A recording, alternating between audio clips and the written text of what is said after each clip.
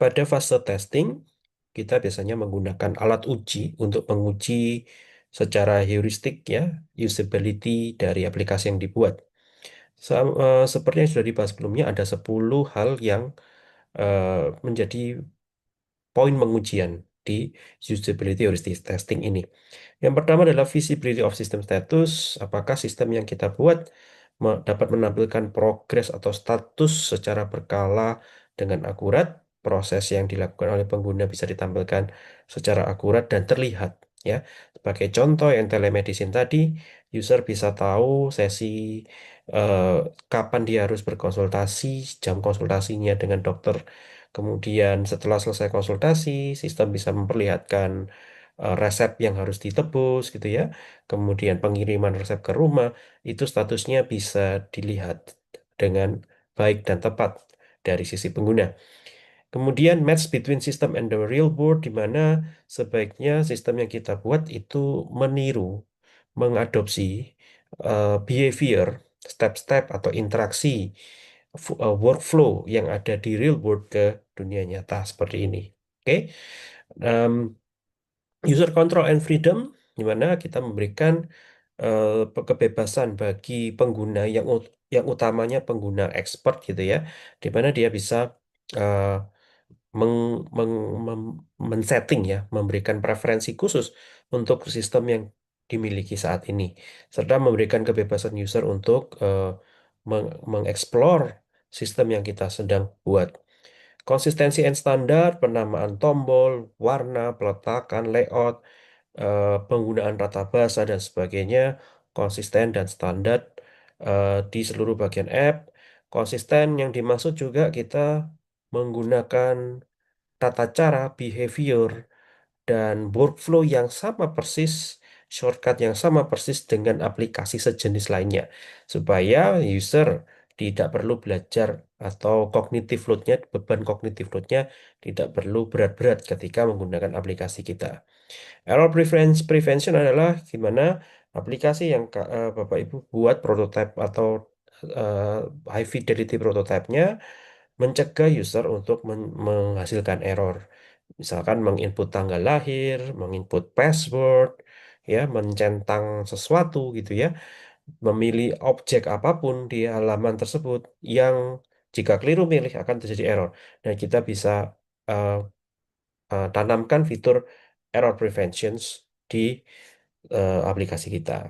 Recognition rather than recall, di mana akan lebih baik ketika kita em, tidak perlu mengingat-ingat ya kembali, tapi sekali lihat ya kita berikan sesuatu yang mudah diidentifikasi oleh user. Misalkan contoh dalam bentuk icon yang mudah untuk diingat, kata-kata dari nama atau kata dari tombol yang kita buat mudah diingat, dikenali, dan itu akan lebih baik daripada eh, meminta user untuk mengingat-ingat kembali.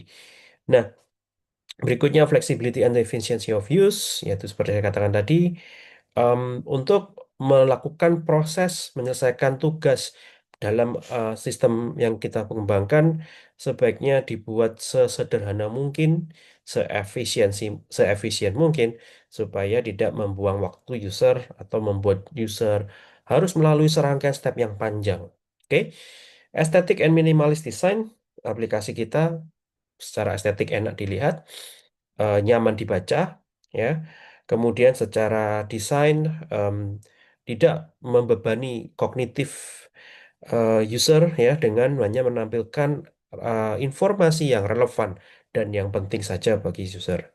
Help users recognize, diagnose, and recover from error. Tentu saja ketika user mengalami suatu permasalahan, error misalkan, nah kita bisa memberikan feedback atau membantu user untuk recover dari error tersebut.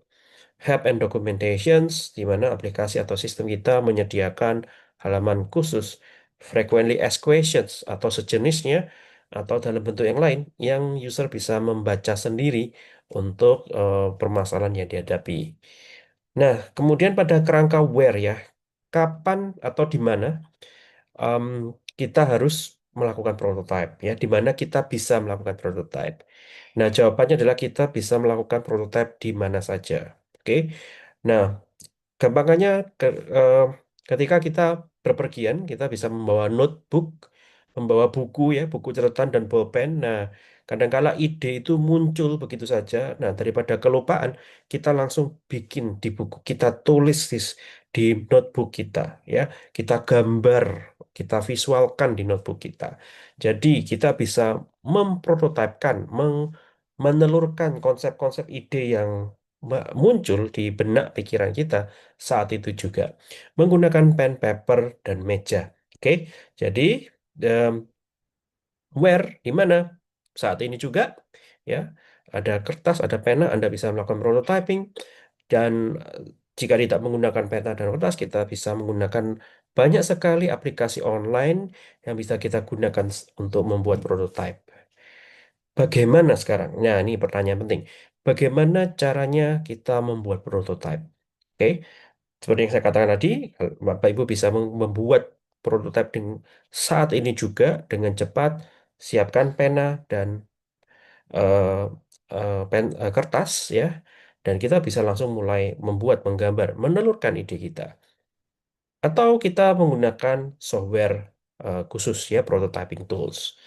Nah, nah, ini ada juga stensil ya, Bapak Ibu ya, penggaris stensil di mana di situ ada cetakan, template icon dan em, apa yang visual yang lain dan kita bisa membuat prototipe dengan rapi dan cepat ya. Oke, kemudian jika menggunakan software kita bisa menggunakan beberapa software yang ya bisa kita pakai ada saat ini langsung bisa dipakai secara gratis. Yang paling populer saat ini adalah Figma ya 82% penggunaan user di seluruh dunia ya. Jadi Figma gratis bisa langsung dipakai dan tersedia secara mudah di web browser, artinya bisa dijalankan lewat web browser menggunakan laptop ya. Kemudian yang nomor dua adalah Sketch, ketiga adalah Adobe XD, dan seterusnya. Oke, Adobe XD ini juga software prototyping yang ada versi berbayarnya, ada versi free-nya.